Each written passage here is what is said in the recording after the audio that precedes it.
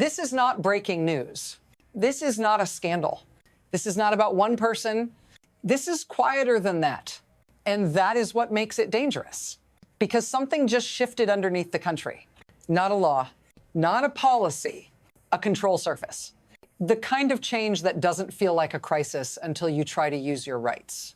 And then you find out the rules depend on where you are standing, not who you are, not what the Constitution says, just your zip code. If you want to understand how a single procedural switch can redraw the map of freedom without a vote, subscribe. You'll want the next minutes. Because once this mechanism flips, it doesn't stay contained. It spreads. And then it accelerates. What truly controls the system right now is not ideology, not elections, not even legislation. It's leverage inside the courts, a narrow tool that used to freeze power in place across the whole country with one order. And now that tool is being stripped down to the size of a single lawsuit. Here's the reframing you have to hold on to. This is not states versus Washington. This is not conservatives versus liberals. This is about who gets to set the default rules while everyone else is still fighting. Because if broad injunctions disappear, the system doesn't become neutral. It becomes fragmented. And in fragmentation, power doesn't vanish. Power relocates into the places that can move fastest, sue fastest, enforce fastest. And once that becomes the new normal, your rights stop being rights. They become a race condition.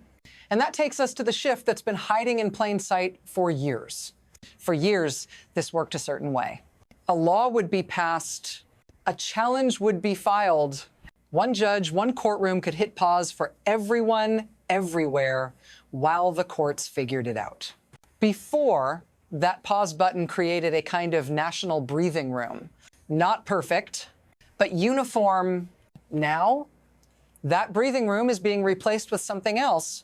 A slow normalization of uneven reality.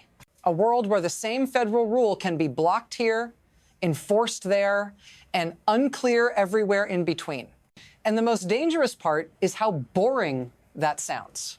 Because slow change doesn't trigger alarms. Slow change becomes paperwork. Slow change becomes memos. Slow change becomes we're monitoring the situation, but across a decade.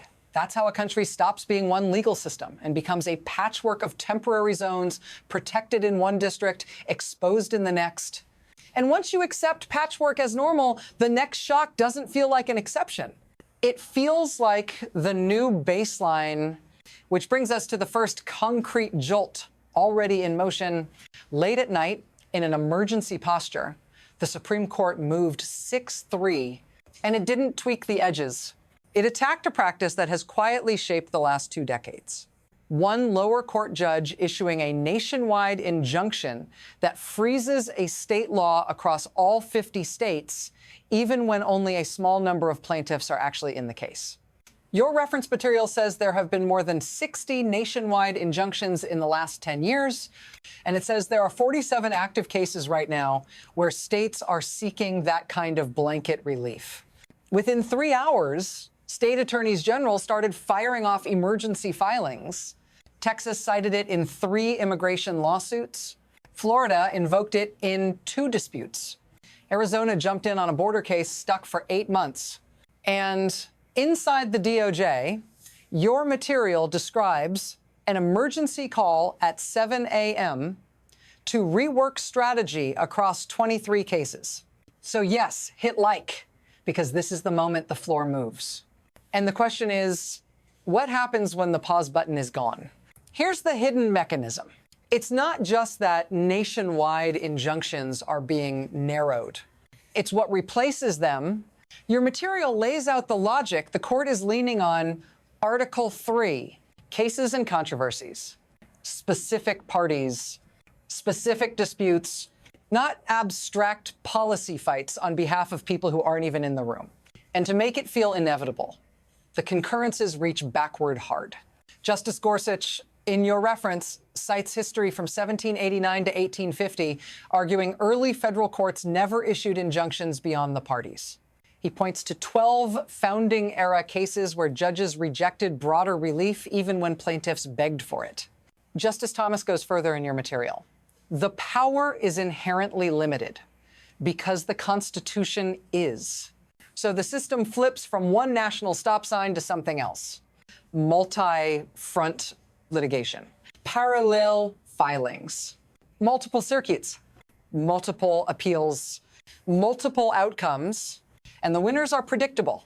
The side with more money, more lawyers, more time, the side that can absorb 5 to 10 times the cost and call it strategy. And that's the bridge. If rights require repeated lawsuits to exist everywhere, then rights become a luxury product.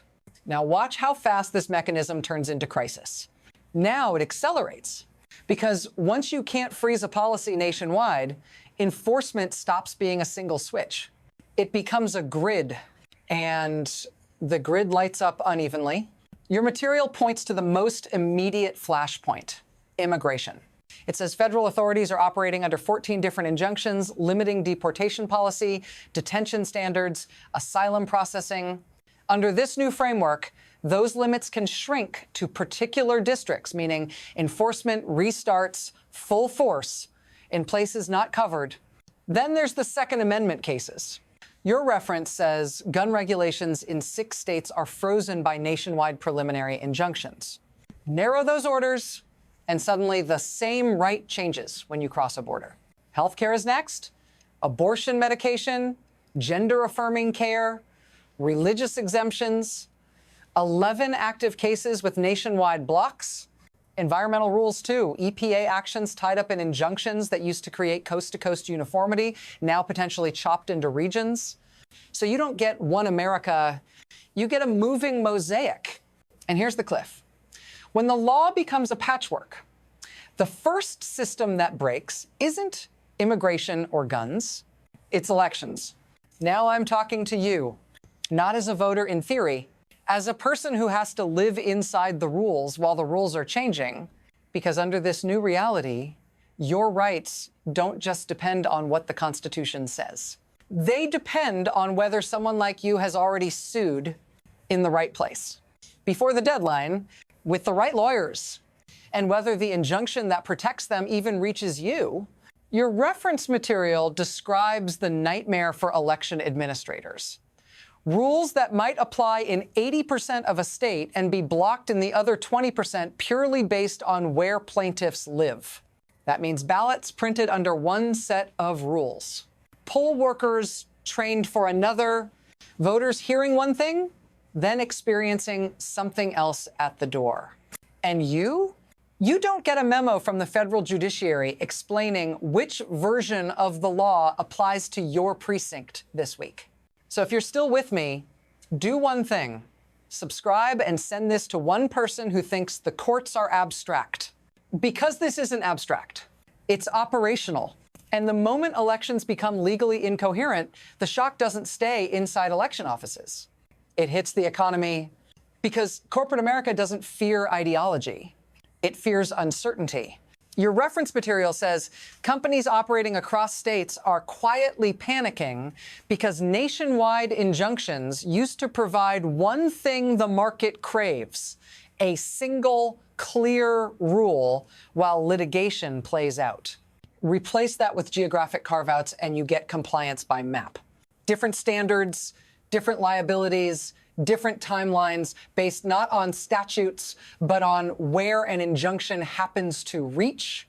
And the U.S. Chamber of Commerce estimate in your material is blunt: $47 billion annually in added compliance costs if businesses must maintain different operational standards depending on which federal regulations are blocked where. Banking is exposed. Your reference cites 3 major rules affecting crypto: lending standards, consumer protection.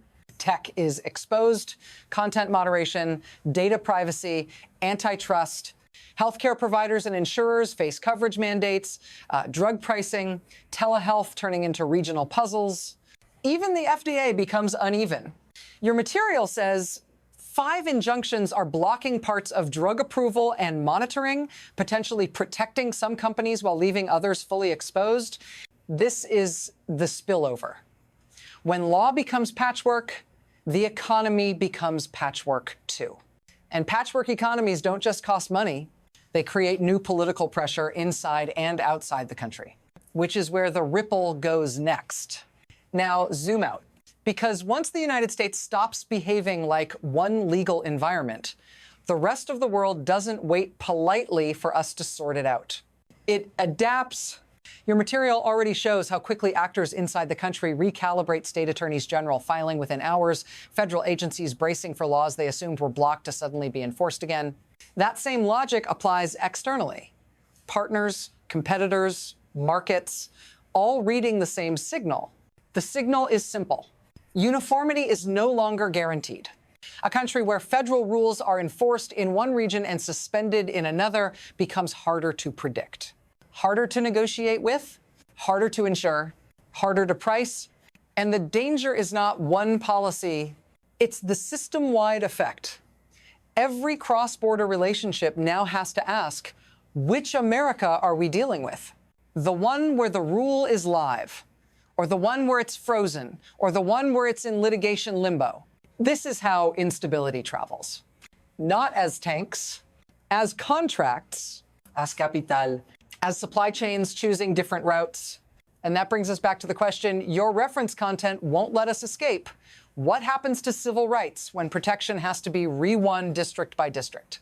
Because that's where the acceleration becomes irreversible.